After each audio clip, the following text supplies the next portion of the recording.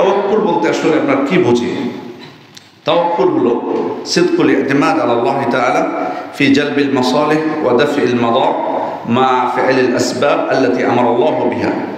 তাওয়াক্কুল হলো দুনিয়া এবং আখিরাতের সকল কাজে, দুনিয়া এবং আখিরাতের বৈধ কাজগুলোতে আন্তরিকভাবে আল্লাহর উপর ভরসা করা, কল্যাণ লাভের জন্য, অকল্যাণকে দূর করার জন্য।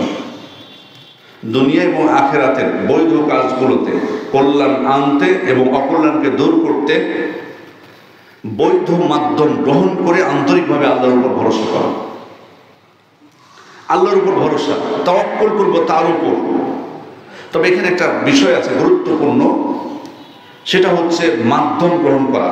মানে আমার শক্তি থাকতে হবে, মানে আমি কর্ম করব, আমার উপকরণ লাগবে। উপকরণ গ্রহণ না করে তাওয়াক্কুল না, মানে বাড়িতে বসে থেকে আমি তাওয়াক্কুল করবো, এটা না। এটা অত্যন্ত গুরুত্বপূর্ণ একটা বিষয়, উপকরণ গ্রহণ করা। এই জন্য আল্লাহ রাসূল সাল্লাল্লাহু আলাইহি ওয়াসাল্লাম উহুদের যুদ্ধে যখন বের হয়েছেন 2টা বর্ম পরেছিলেন, 2টা বর্ম। কেন? ওনার তাওয়াক্কুল ছিল না আল্লাহর উপর। উনি বলতেন প্রয়োজন নাই কোনো বর্ম পরার, আল্লাহর উপর ভরসা করে বের হয়ে যায়।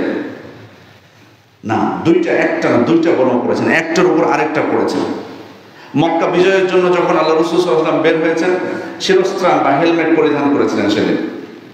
হিজরতের জন্য যখন বের হচ্ছেন তখন তো অনেক প্রচন্ড সমস্যা, কাফেররা তো তাকে খুঁজতেছে, আল্লাহ রাসূল সাল্লাল্লাহু আলাইহি ওয়াসাল্লামকে হত্যার জন্য ষড়যন্ত্র করছে। আর ওই মুহূর্তে তিনি বের হয়েছেন আল্লাহর উপর তাওয়াক্কুল করে। সোজা রাস্তা দিয়ে বের হলে পারতেন না, না বের হননি। তিনি এমন সময় বের হয়েছেন, সাধারণত মানুষ ওই সময় গাফেল থাকে, উদাসীন থাকে, যাতে বুঝতে না পারে। আবার যে রাস্তা দিয়ে গেছেন ওই রাস্তার পদচিহ্ন মুছে দিতে বলেছেন। আবার একজনকে পথ প্রদর্শক হিসেবে গ্রহণ করেছেন, যে রাস্তা চিনত ভিন্ন রাস্তাগুলো। এরপর মদিনার দিকে তিনি যাচ্ছেন, কিন্তু সোজা মদিনার দিকে রওনা হননি, তিনি বিপরীত দিকে আগে রওনা হয়েছেন।